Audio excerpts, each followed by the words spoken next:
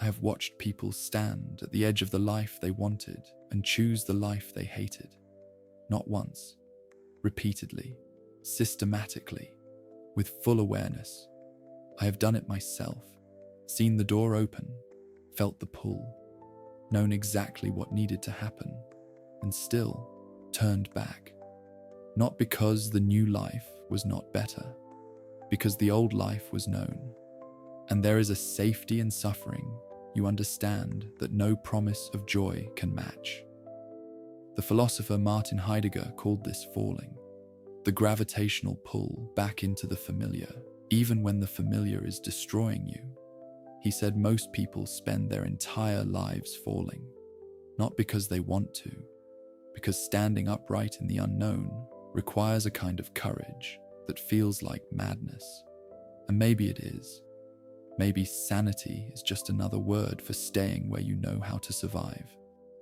There is a peculiar moment that occurs at the threshold of transformation. You have prepared. You have convinced yourself. The door stands open, and your body refuses to move. Not with hesitation. Hesitation is cerebral, a weighing of options. This is something older. Your throat constricts. Your chest compresses. Thought itself fragments.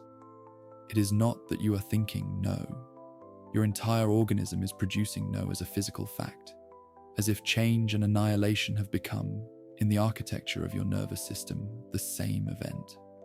The question becomes, what if this response is not malfunction, but recognition? What if resistance to transformation is not a failure of willpower, but the organism's defense against what Kierkegaard called the sickness unto death?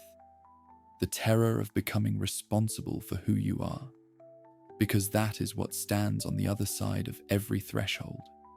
Not just a new circumstance, a new self. And the self you are now must die for that self to be born. And somewhere beneath language, beneath rationality, beneath everything you think of as you, something knows this and refuses. The Greeks encoded this problem in the myth of Orpheus, not as metaphor, as diagnosis. Orpheus was the supreme musician of the ancient world. When he played, stones wept, trees moved, rivers altered their courses to hear him. Even the gods fell silent. His music was not entertainment. It was the fundamental vibration of existence made audible. Logos made sound. And when his wife Eurydice died, snakebite, sudden, meaningless, he did what no mortal had done. He descended, not to die alongside her, but to retrieve her from death itself. He played for Hades and Persephone. The song was grief so absolute, it made even death weep. And they consented. They agreed to release her. One condition: walk from the underworld to the surface. Lead her back to life. Do not turn to verify she follows. Trust the transformation while you are inside it. He walked, the tunnel ascending, darkness thinning, her footsteps behind him, soft, steady, real. He is leading death back to life, leading absence back to presence. One more threshold, everything changes. The surface approaches. Light breaks through, just steps remaining, and her footsteps cease. Or do they? In the sudden silence, he cannot pass reality. His mind floods with alternatives. What if the gods deceived me? What if I have been walking alone this entire time, speaking to nothing, following delusion? What if transformation itself is the lie, and I am simply a fool ascending alone? The terror is not failure. The terror is, I may have already failed and not possess the categories to recognize my failure.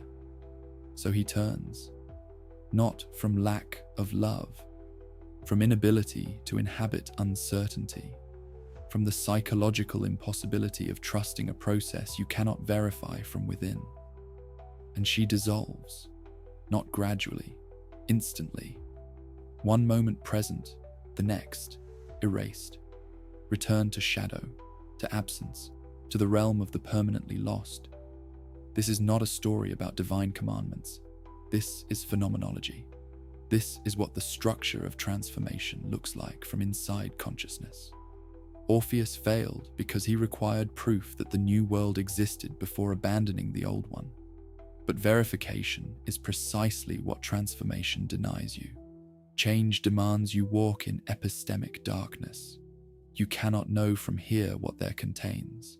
The river cannot verify its destination from its source, and the moment you turn to confirm, you collapse the very thing you are trying to reach.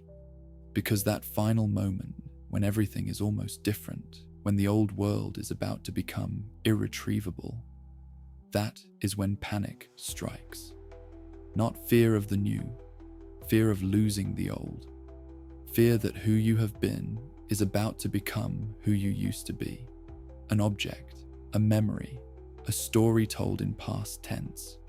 And something in consciousness recoils from this with biological intensity. Because losing the self you know feels structurally identical to dying. There is a comment that contains the entire paradox compressed. We want things to get better, but we do not want them to change. And there it is, the fundamental human contradiction. We want amelioration without transformation. We want to arrive without traveling. We want the destination while refusing the departure, as if improvement were addition rather than substitution, as if you could become new while remaining the same. Heraclitus understood this at the foundational level. No man ever steps in the same river twice, for it is not the same river and he is not the same man. Everything is flux, pantarei. The river is not a thing that flows. The river is flowing. Process, not object. And you are not a thing that changes. You are changing, constantly, cellularly, neurologically. The you of this moment is already becoming the you of the next moment. Continuity is the illusion consciousness constructs to navigate flux. But beneath the illusion, you are dissolving and reforming every instant. Yet we live as if permanence were possible, as if we could establish a stable identity and maintain it. And when flux forces itself into awareness, when circumstances demand transformation, when the job ends, when the relationship dissolves, when the diagnosis arrives, we experience it as violence, as disruption of the natural order, because we have constructed an identity on the illusion of stasis. I am, this becomes the existential anchor. And when this changes, we do not merely lose a role, we lose the ground of being itself. Jean-Paul Sartre arrived at this from a different vector. He said existence precedes essence. For humans, there is no fixed nature, no eternal blueprint. A chair is constructed to be a chair and remains a chair until destroyed. Its essence precedes and determines its existence. But consciousness has no such determination. You are thrown into existence without instruction. You become what you choose through action, which means you are not anything, essentially.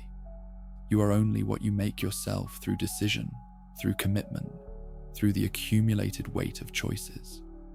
This sounds liberating until you grasp its implication. If you are not anything inherently, then you are condemned to be free. Freedom is not gift, but curse, not possibility, but burden. Because every choice you make eliminates infinite unchosen possibilities. Every commitment is simultaneously an abandonment. Every identity you construct excludes all the identities you could have constructed. And the self you know, built over years, accreted through experience, stabilized into narrative, that self is not discovered. It is invented, which means it can be uninvented, changed, dissolved, replaced. And that possibility that you could tomorrow become unrecognizable to yourself produces what Sartre called anguish. Not anxiety about external threat, anguish about internal responsibility. The vertigo of recognizing that you are the author of yourself. An authorship means you could write yourself entirely differently. That nothing about your personality, your patterns, your suffering is necessary. All of it is chosen. All of it is contingent. All of it could change. But Kierkegaard went deeper into the structure of this vertigo. He called it the dizziness of freedom, the nausea that strikes when you look over the edge of possibility and realize there is no ground, that you could step in any direction, that you are not determined. He said this dizziness is not excitement, it is dread, because if you are radically free, then nothing is fixed. Your identity could dissolve tomorrow, your values could invert, your entire mode of being could transform, and the person you have spent your life becoming, the coherent, predictable self you recognize in the mirror, could vanish. And most people, Kierkegaard observed, cannot tolerate this, cannot live in the dizziness, so they flee into what he called the crowd, the anonymous, they who dictate what one does, how one thinks, what one values. The crowd provides scripts, provides answers, provides the illusion of necessity where there is only contingency. You do not have to choose if you simply do what they do. You do not have to be responsible if you are merely following the pattern. And so freedom is refused. The dizziness is escaped. And you become, in Heidegger's language, das Man, the they self, the one who exists as everyone exists, who chooses as anyone would choose, who lives a life that could belong to anyone because it belongs to no one in particular. This is not moral failing. This is existential anesthesia, a way of numbing the terror of freedom by pretending freedom does not exist, by living as if your life were determined by circumstances, by history, by personality, by anything except the unbearable fact of choice. And change, real change, transformative change, shatters this anesthesia, because transformation makes freedom undeniable, makes it visceral. When you stand at the threshold of a genuinely new life, you cannot pretend you are being carried by circumstances. You are choosing, and the weight of that choice is crushing. Your nervous system understands something your consciousness resists. That identity is the only continuity you have. Strip away identity and what remains? Not a liberated essence, just awareness without anchor, consciousness adrift. The looking glass self, what Charles Cooley described as the self constructed through reflected appraisals, collapses when the mirrors change. You know who you are through recognition, through how others see you, respond to you, confirm your existence. When you change contexts, change cities, change relationships, change roles, you lose the reflecting surfaces. You become temporarily undefined, unwitnessed, and the human psyche experiences this as a kind of death, not metaphorical death. The same neurological structures that process physical threat, process identity threat. Your amygdala does not distinguish between I might fail at this new venture and I might be devoured by a predator. Both register as danger, unknown, avoid. And this is not malfunction. For most of human evolutionary history, change was dangerous. Leaving the tribe meant death.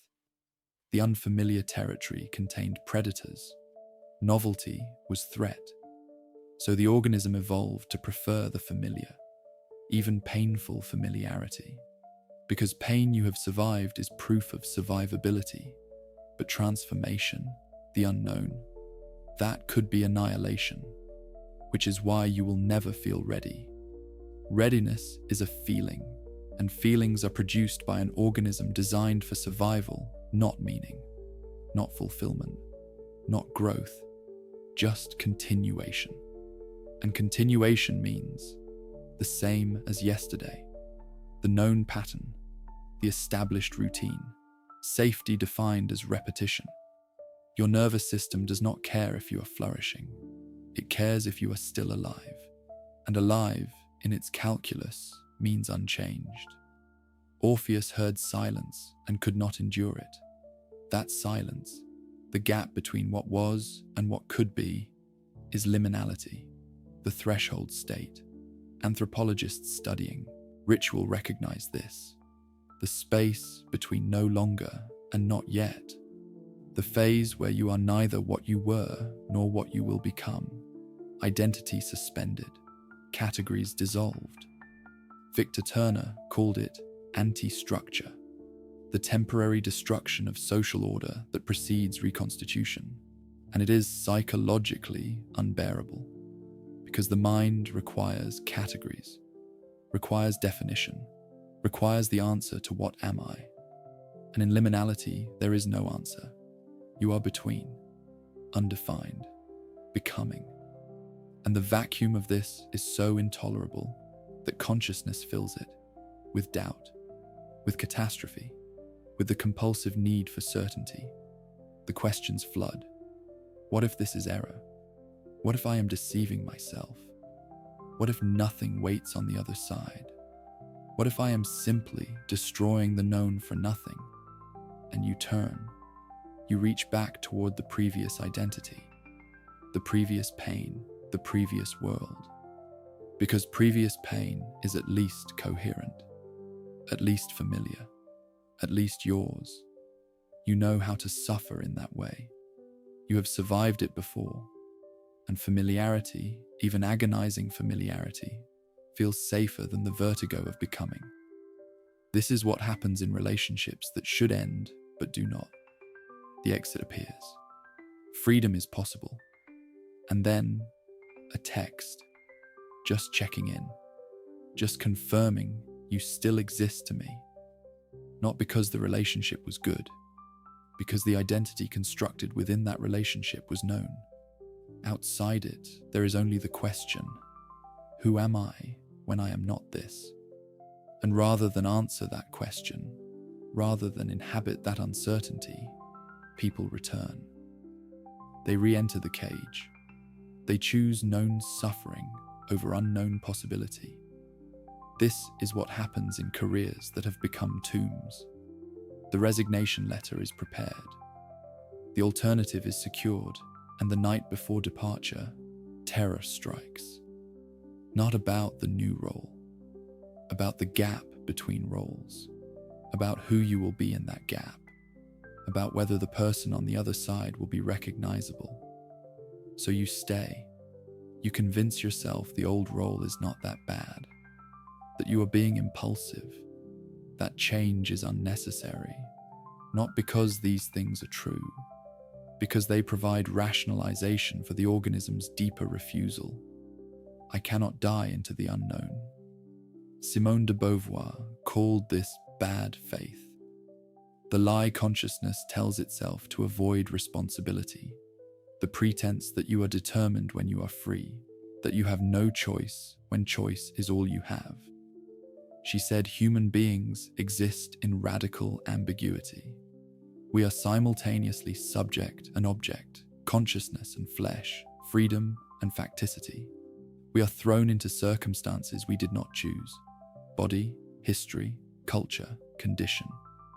This is facticity, the given, the unchosen, the weight of what is. But within those constraints, we are free to interpret, free to respond, free to make meaning.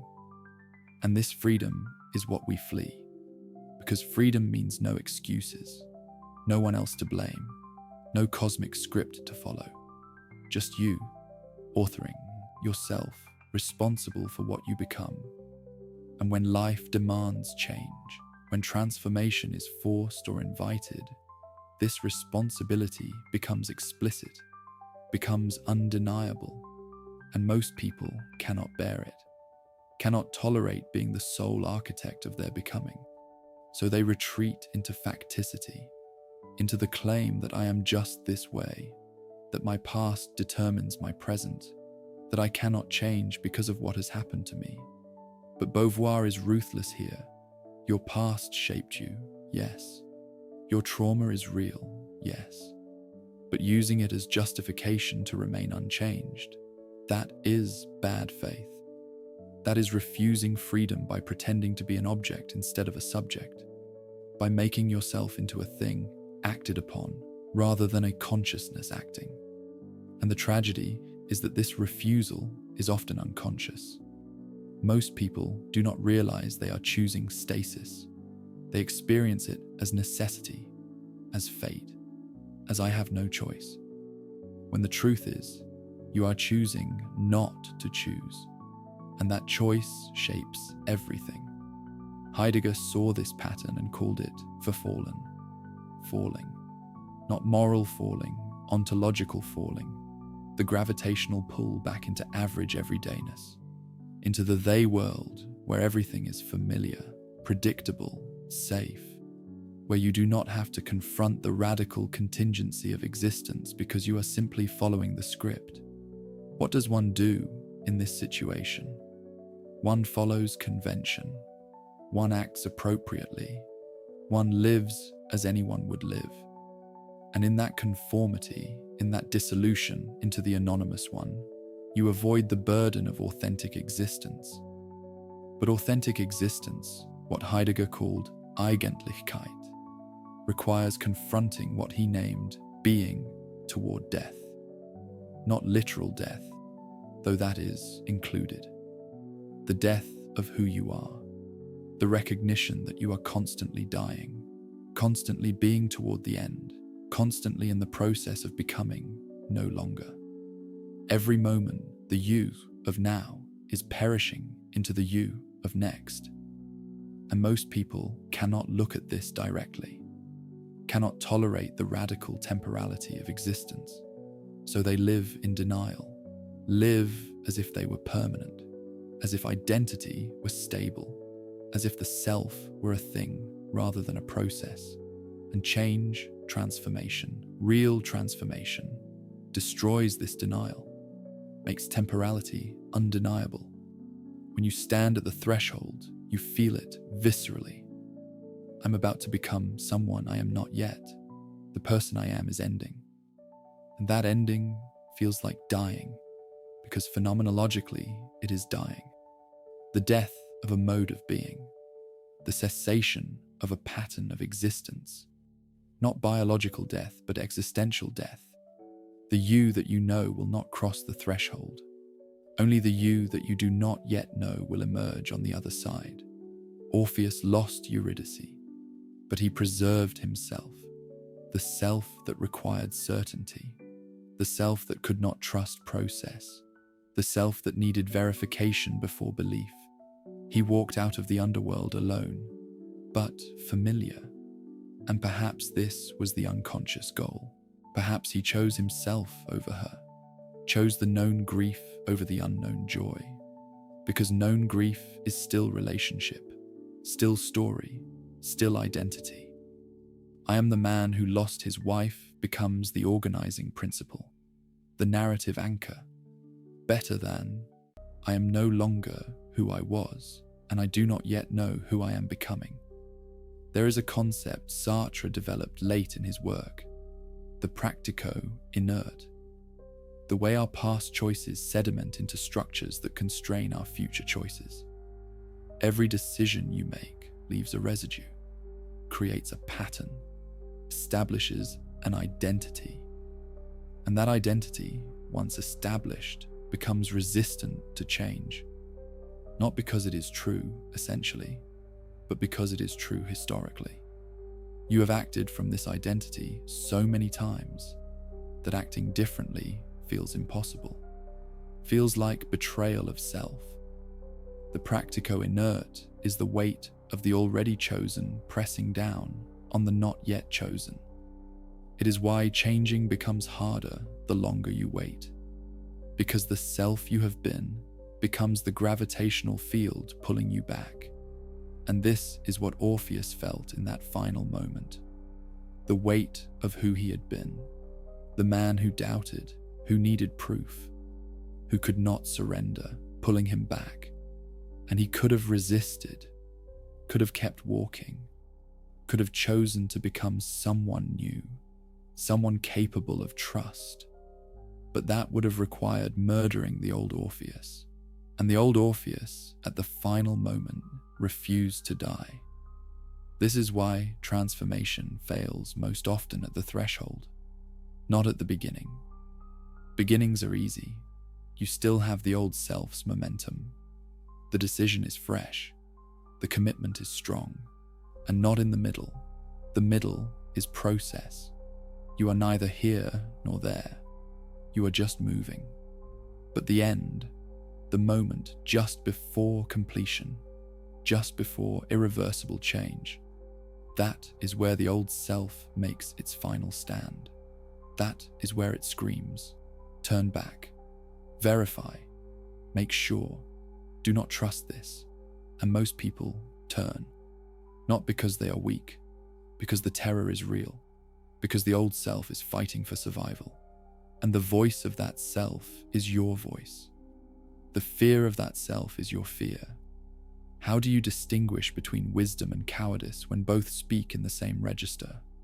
How do you know whether to trust the fear or override it? There is no answer. There is only the choice. And the choice must be made in uncertainty, in the dark, in the silence where Eurydice's footsteps may or may not be.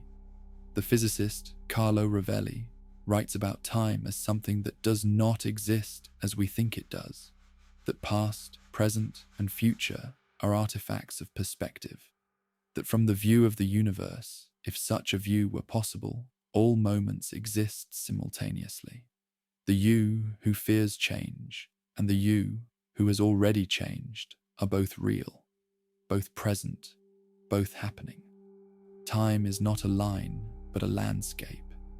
And you are not moving through it. You are distributed across it. The Orpheus who turns and the Orpheus who keeps walking both exist in the structure of reality. Choice is not selection between futures. It is selection between selves that already are. If this is true, then the dread of transformation changes meaning. You are not afraid of what you will become. You are afraid of choosing which of the yous that already exist gets to be experienced as real. The you who stays and the you who leaves are both actual, both alive, both suffering and flourishing in their different configurations. And choosing means collapsing the superposition, means making one you real and the other mere possibility. And how do you choose? How do you murder the actual in favor of the potential? Perhaps you do not. Perhaps this is why people stay paralyzed at thresholds, not because they cannot move, because movement means choosing which life to unlive, which self to abandon. And the one you are abandoning is not hypothetical. It is you. It is as real as the one you are becoming. And its death is real, and its suffering at being unchosen is real, and you feel it, all of it, the grief of the self you are killing, and that grief is unbearable. But there is something Nietzsche understood that complicates this further. He said, "You have your way, I have my way. As for the right way, the correct way, and the only way, it does not exist.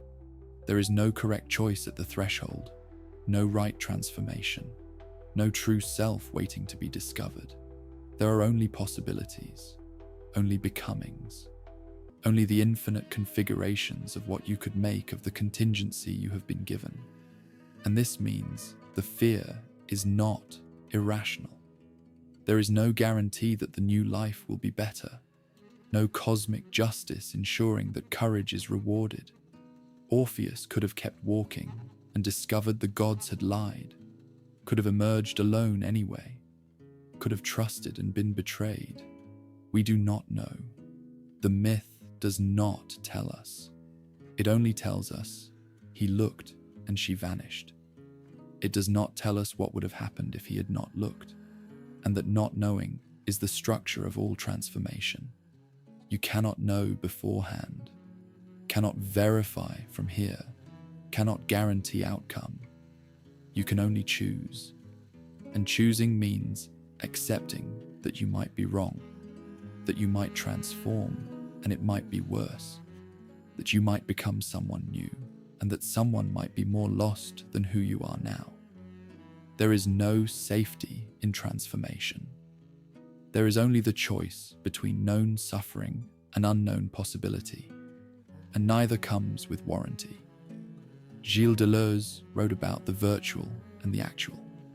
The virtual is not the unreal. It is the real, but not yet actualized. All possibilities are virtual.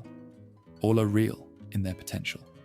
And becoming is the process by which the virtual becomes actual. You contain infinite virtualities, infinite possible yous, infinite possible lives, and every choice actualizes some and leaves others virtual, and the ones left virtual do not disappear. They remain, haunting. The lives you did not live, the selves you did not become, the roads not taken. And this is the deepest source of the resistance, not fear of the unknown, fear of the known but unchosen, fear that by choosing this, you are unchoosing that. That transformation is not addition, but substitution, that the new self comes at the cost of all the other possible selves, and those other selves, those virtual yous, they die when you choose. They cease to be possible. They become the never was, and you feel their death. You mourn them, even if you never knew them, even if they were only ever potential. Orpheus turned because he could not tolerate the death of the Orpheus who verified, the Orpheus who needed proof, the Orpheus who could not trust. That Orpheus had to die for the trusting Orpheus to be born, and at the final moment he could not do it, could not commit the murder. So he turned, and in turning he killed Eurydice instead, killed the future, killed the possibility, but preserved himself, preserved the Orpheus he knew, the Orpheus who was coherent, predictable, familiar. And he lived the rest of his life knowing what he had done, wandered the world playing songs of loss, never touching another woman, never loving again, because he had proven something to himself in that moment. He had proven that he could not trust, that when faced with the choice between faith and certainty, he would choose certainty. And once you prove that to yourself, it becomes who you are. It sediments into character, into fate, into the story you tell about yourself. I am the one who looked back. I am the one who needed proof. I am the one who destroyed what I loved by needing to control it. And this becomes its own trap, because now the failure is identity. Now the inability to transform is self-concept. And changing that would require transformation, would require becoming someone who can transform. And the recursion is vicious. You cannot change because you are the one who cannot change. And you cannot become someone who can change without changing. And so you stay, locked, paralyzed, defined by the very pattern you wish to escape.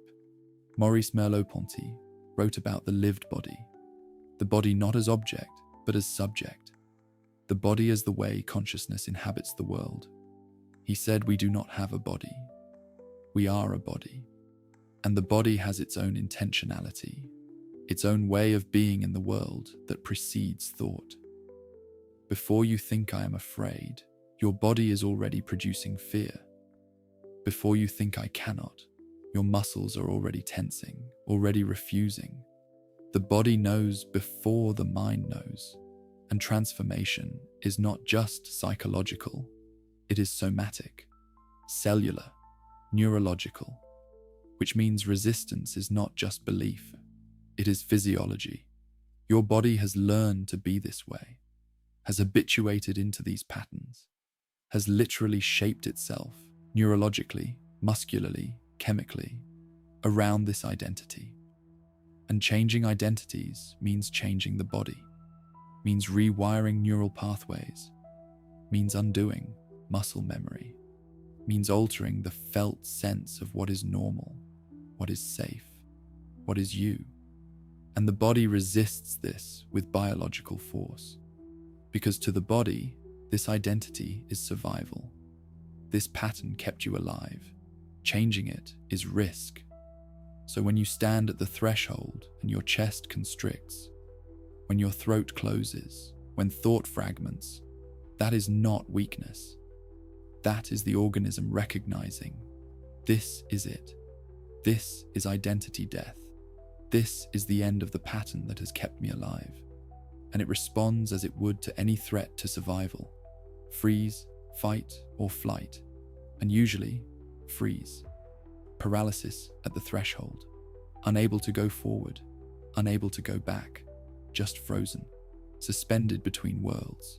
Between selves. Between lives. There is a Zen koan. What was your face before your parents were born? It is asking about original nature, about what you are beneath socialization, beneath conditioning, beneath the accumulated weight of experience.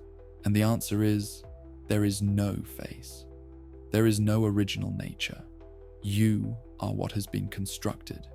You are the sediment of choices, the residue of experience, the pattern of responses. There is no essential you waiting to be discovered. There is only the you that has been made, and the you that could be made, and the abyss between them. Heraclitus said the way up and the way down are one and the same. Transformation is simultaneously ascent and descent, becoming and unbecoming, death and birth as one process. You cannot separate them, cannot have the new without killing the old, cannot ascend without descending, cannot be born without dying. The threshold is not a door. It is the space where opposites collapse into each other, where categories dissolve, where transformation and annihilation become indistinguishable. And Orpheus could not tolerate this collapse, could not exist in the space where Eurydice was both present and absent, both alive and dead, both following and gone. He needed definition, needed categories to remain stable, needed to know which world he was in. So he turned, and in turning, he forced definition. She became definitively absent, definitively dead, definitively lost. And he became definitively the man who looked back. But here is what the myth does not say. Here is what gets lost in every retelling. The silence Orpheus heard was not Eurydice's footsteps stopping. The silence was the sound of every self he would have had to kill to keep walking. The Orpheus who needed proof. The Orpheus who could not trust. The Orpheus who required certainty before faith. The Orpheus built over decades of being the greatest musician, the one who controlled reality through sound, who bent the world to his will through mastery. That Orpheus, the entire architecture of who he had been, would have to die in that tunnel for the new Orpheus to emerge. The Orpheus capable of trust. The Orpheus who could walk in darkness. The Orpheus who could surrender control. And in that moment, he chose. Not between Eurydice and solitude, between which self would get to continue existing. The old Orpheus or the new one, the known or the possible. And he chose the known, chose to remain who he was, chose to kill the future rather than murder the past that lived inside him. Because killing the future costs nothing. The future does not exist yet. It is only possibility, only potential. But the past, the self you have been, the identity you have constructed, the you that you know, that is real, that is actual, that has weight, history, substance. And murdering that feels like murdering yourself, feels like suicide, because it is. This is what we do at every threshold. We choose between murdering the past self or murdering the future self. And almost always, we murder the future. Because the future self is not real enough to defend itself. It is only virtuality, only potential. It cannot speak, cannot argue for its existence, cannot fight back. But the past self, that one is loud. That one has a voice. That one screams, I am real. I have survived. I have kept you alive. Do not kill me for something that might not even exist. And we listen. We turn back. We verify. We choose the certainty of who we are over the possibility of who we could become. Not once. Continuously. At every threshold. In every moment where transformation beckons. We choose the known grief over the unknown joy. The familiar suffering over the unfamiliar freedom. The certainty of stagnation over the uncertainty of growth. And this is not failure. This is not weakness. This is the structure of consciousness protecting continuity. This is the organism prioritizing survival over meaning. This is what it means to be a being capable of asking, who am I, while simultaneously being terrified of the answer changing. But there is something else the myth reveals, something darker.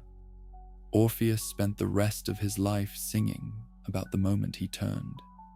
Every song after that was about loss, about the woman who died twice, about the threshold he could not cross, about the trust he could not summon. And people listened. People wept. People recognized themselves in his failure. Because his failure was not unique. His failure was universal. He became the embodiment of what every conscious being does when faced with genuine transformation. We look back. We verify. We kill the becoming to preserve the bin. And the myth has been retold for 3,000 years. Not because it is tragic, but because it is diagnostic. It is the structure of human resistance made visible. It is why we stay in the lives we hate, why we refuse the opportunities we claim to want, why we stand paralyzed at thresholds, knowing exactly where we need to go and remaining perfectly still. Not because we lack courage, because we possess continuity. Because we are beings who require coherent identity to function. And coherent identity requires that who you are now resembles who you were yesterday. And transformation violates this requirement. Transformation says, you will be unrecognizable. You will not know yourself. The person who emerges will be strange to the person who entered. And that strangeness is unbearable. So we turn. We all turn. Some of us turn at the last moment like Orpheus. Some of us never enter the tunnel at all. Some of us spend our entire lives standing at the threshold, convincing ourselves we are preparing when we are simply refusing. But all of us, in some way, choose the past over the future, choose certainty over possibility, choose survival over transformation. And the question that remains, the question the myth leaves open, unanswered, waiting, is not whether this is right or wrong. There is no right answer at the threshold, no correct choice, no cosmic justice ensuring that courage is rewarded or that trust is vindicated. The question is, can you live with what you have chosen? Can you live with being the person who turned back? Can you carry that knowledge? Can you sing that song for the rest of your life? The song of what almost was, what could have been, what you refused at the final moment? Or can you live with being the person who kept walking? Can you tolerate the uncertainty? Can you exist as someone you do not yet recognize? Can you die into the unknown and trust that something, anything, will be born from that death? Because both cost everything. Both require a kind of death. The only difference is which death you choose. The death of possibility or the death of continuity. The death of who you could be or the death of who you are. Orpheus chose continuity, chose himself, chose the known. And he lived. He survived. He continued existing. But the cost was Eurydice. The cost was the future. The cost was becoming someone new.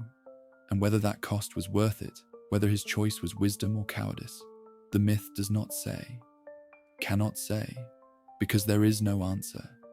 There is only the choice, and the living with it afterward. The river is still flowing. Heraclitus was right about that. Everything flows. Nothing remains. You are not the same person you were at the beginning of this. Cells have died. Neurons have fired. Thoughts have formed that did not exist before. You have already changed. You are always changing. Transformation is not optional. Stagnation is not stability. It is just slow transformation, without direction, without intention, without choice. The question is not whether you will change. You are already changing. The question is whether you will participate, whether you will choose the direction, whether you will walk consciously into your own becoming, or resist until life drags you forward anyway. And if you find yourself at a threshold, if you hear the silence, if you feel the pull, if you see the light ahead and cannot verify what follows behind, then you are where Orpheus was. You are in the diagnostic moment, the moment where consciousness confronts its own contingency, where identity faces its own dissolution, where the self that you know must choose whether to die or to persist. And you will want to turn. You will need to verify. You will require proof that the new world is real before you abandon the old one. This is not weakness. This is structure. This is what it means to be a being capable of self-awareness, capable of memory, capable of fear. But transformation does not grant verification. It demands faith, not religious faith, existential faith. The faith that you will still be you, even when you are unrecognizable. The faith that dying into the unknown is not annihilation, but metamorphosis. The faith that the silence behind you is not absence, but becoming. And whether you can summon that faith, whether you can walk without turning, trust without seeing, become without knowing, that is not a question anyone else can answer. That is the question only you can answer. And you answer it not with words, but with the step you take, or do not take, with the turn, or the trust, with the choice to preserve or to transform. Orpheus is still in that tunnel. In the structure of the myth, he is always approaching the surface, always hearing the silence, always turning. The myth is not past. It is present. It is happening now, in you, in everyone standing at a threshold between worlds, between selves, between lives. And the silence waits, not as absence, but as possibility, as the space where the old dissolves and the new has not yet formed, as the only place transformation actually happens. The question is not, will you hear the silence? You are already hearing it. The question is, when you hear it, when the certainty ends and the unknown begins, when the past releases and the future has not yet arrived, will you turn to verify what you are losing? Or will you keep walking toward what you cannot yet see? The myth ends here, but your threshold does not. It remains open, waiting. The silence behind you, the light ahead, and you suspended between them, between who you were and who you could be, between the death of continuity and the death of possibility. And there is no one to tell you which death to choose. No guarantee either will be worth it. No promise that trust will be rewarded or that turning back will be safe. There is only the threshold, the silence, and the step, and you, still standing, still choosing, still becoming, or still refusing to. Both are answers. Both are choices. Both will cost you something you cannot afford to lose. The only question is, which loss can you live with? And that question has no answer. Only the walking, or the turning, only the faith, or the verification, only the silence, and what you do when you hear it. Orpheus turned. What will you do?